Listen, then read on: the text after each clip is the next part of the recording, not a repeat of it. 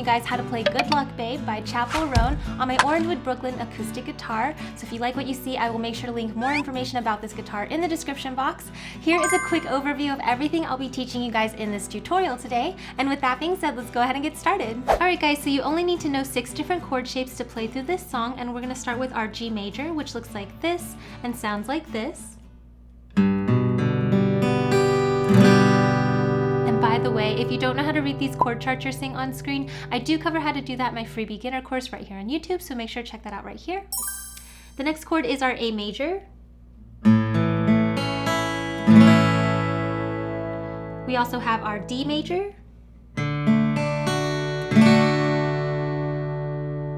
Then there's our B minor.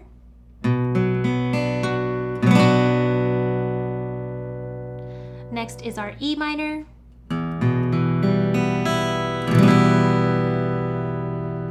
Last chord is our E minor add 9, and all you want to do is take your regular E minor and then have your ring finger press on the bottom E string on the 2nd fret here.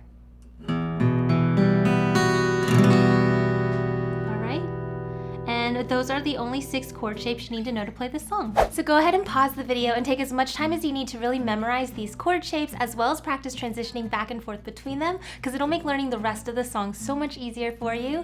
And if this is a skill you're currently struggling with, I do have an entire Practice With Me playlist right here on YouTube where we go through this skill in real time together, so I'll make sure to link that in the iCard for you. But once you have those chords under your belt, we can go ahead and talk about a strumming pattern that you can use for this song. Alright guys, like I always say, if you are brand new to playing guitar, or you're somebody who struggles with playing guitar while singing at the same time, the first thing I would suggest doing is to bring up this song and go ahead and play through the entire thing with a single down strum as you sing through the song. And you want to take this time to really just get used to what word you're singing, what syllable you're on whenever those chords are changing. So here's a quick example of what that would look like for the beginning. It's fine, it's cool, you can say that we're nothing but you know the truth. Alright, so that's just a quick example, but you would essentially want to do that for the entire song and just make sure you know where those chords are changing. This is actually something you do right now if you check out my Patreon page. I do have this entire guide available to download and print out, so I'll make sure to leave that link in the description box for you. But once you're used to this single strum and you know where those chords are going to change, then we can go ahead and build on that for a more full strumming pattern. Alright guys, so for this first strumming pattern, as you can see, it's pretty simple. We're just sticking with all down strums, and we're going to do this with an 8th note count. So it's going to sound like this. We have 1 and 2 and 3 and 4 and 1 and 2 and 3 and 4 and 1 and 2 and 3 and 4 and down, down, down, down, down, down, down, down, down, down, down, down, down, down, down, down. All right, pretty simple, just all down strums like that. But something you want to do is we're going to add some accents to some of these beats. So whenever I say accent, all I'm doing is with my right hand, I'm kind of strumming a little bit more with an emphasis on some of these beats. So let me go ahead and turn some of these arrows green. These are the beats that we're going to accent. So when I play those beats only, I'm going to strum with a little extra emphasis, and I'm going to focus on strumming all the strings for each chord. When we do the non-accented beats or the regular purple arrows, we're just going to kind of focus more on these top 3 strings, and we're going to have a little bit less of a motion, and that's how we're going to get these accents. So let's go ahead and take a look at verse 1. We're starting here on the G chord. When you play the full pattern with some accents, it'll sound like this. We have 1 and 2 and 3 and 4, 1 and 2 and 3 and 4. All right, so again with those accents, notice how for the green arrows I'm strumming all the strings, and I have more of a wide motion with my strumming hand. Versus the purple arrows, I'm having a little bit less motion, less emphasis, and I'm just focusing on the top few strings. Alright, so that's how you can do an accent. We're going to go 1 and 2 and 3 and 4, 1 and 2 and 3 and 4. Alright, perfect. And so basically once you add those accents in, you can apply this pattern for the entire song, and what you're going to do is play this pattern 1 time through per song. So with our G chord, we have 1 and 2 and 3 and 4 to A, 1 and 2 and 3 and 4 and D, B minor. All right? And because the song is pretty repetitive, we are going to be sticking with our G, A, D, B minor chord progression throughout a lot of this song. Now, one more thing that I want to show you how to do, which I would suggest adding in if you can, but is kind of optional, is what we're going to call a palm mute. So basically what I'm doing there is with my right hand, my strumming hand with my pick in it, I'm just taking the side of my palm here and I'm very gently laying that down on my strings right where the bridge of the guitar is. If you gently lay it there, when you strum, you'll hear it kind of dampens the strings instead of letting them ring out. So what you want to do is apply this to this strumming pattern with those accents in. So with the accents and the palm mute, it would go 1 and 2 and 3 and 4 and. Alright, so see how my right hand barely leaves the strings there. So if you can apply a palm mute, I would suggest doing it. I do think that it makes this whole strumming pattern sound more percussive, just like the original song. So now if we speed it up a little bit and add some of our chord transitions in there, we can play through what you would play for the majority of the song. So again, we're starting with our G chord. We have 1 and 2 and 3 and 4 and A.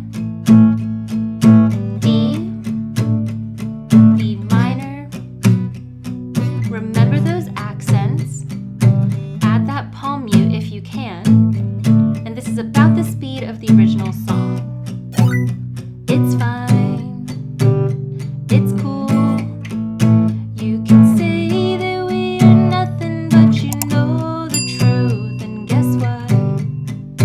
I'm the fool with her arms out like an angel through the car sunroof. Alright, let's go ahead and look at the pre-chorus because this is going to be played the same way with the same strumming pattern. We're just using different chords. So we're starting with our E minor add 9. You're going to play this through one time.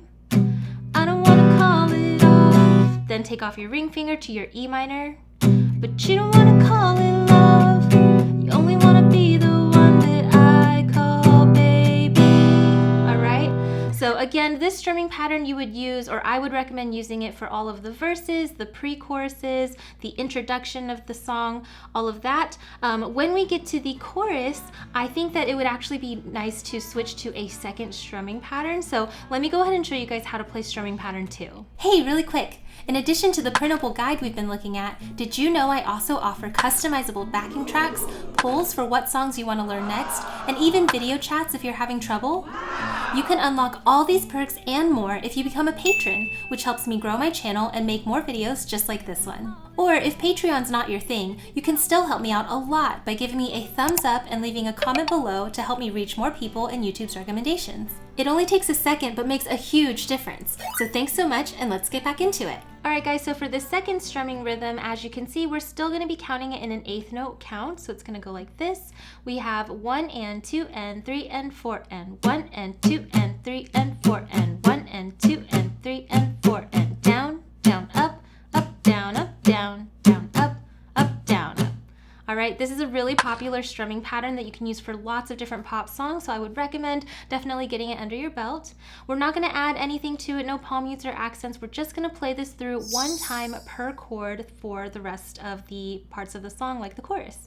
So let's go ahead and take a look at that chorus.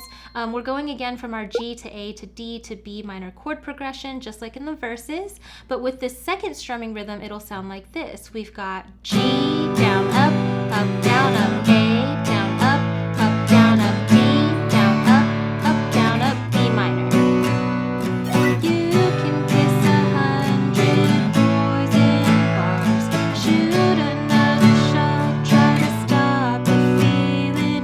You can say it's just the way you are, make a new excuse, another stupid reason. Good luck, babe. Alright, so it's gonna follow like that throughout the rest of the chorus.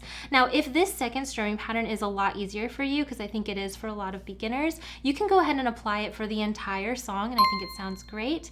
However, my suggestion with guitar is always that if you can vary up the strumming a little bit, it does lend itself to be a little more interesting to the listener if you are performing this for whatever reason. So the last place I wanted to kind of address is the bridge, because it's a little bit different there. Again, just like with all of the pre-choruses, we're going from our E minor add 9 to E minor, back and forth. But for the bridge, I would recommend using this second strumming pattern where we're just letting everything ring. So it would sound like this. We've got E minor at 9, E minor, down, up, down, up, back, and forth.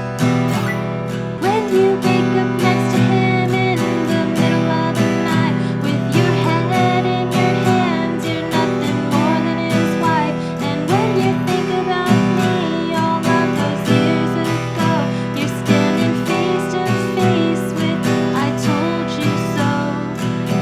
Alright, so any place that you can kind of go back and forth between these two strumming rhythms, I would definitely recommend doing that because it makes the song a lot more fun to play and to listen to. But those are the strumming rhythms that I would recommend using for the song. Alright guys, so again, go ahead and pause the video and take as much time as you need to really get these strumming rhythms under your belt. These are two of the most common strumming rhythms that you can apply to so many different pop songs, so I would definitely recommend taking the time to get them going. Again, with that all down strum one, if you can add your accents and your palm mutes, I would definitely recommend doing it. It does sound a lot more like the original song if you do that.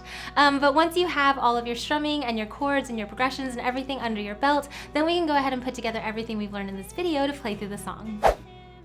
1, 2, ready, go.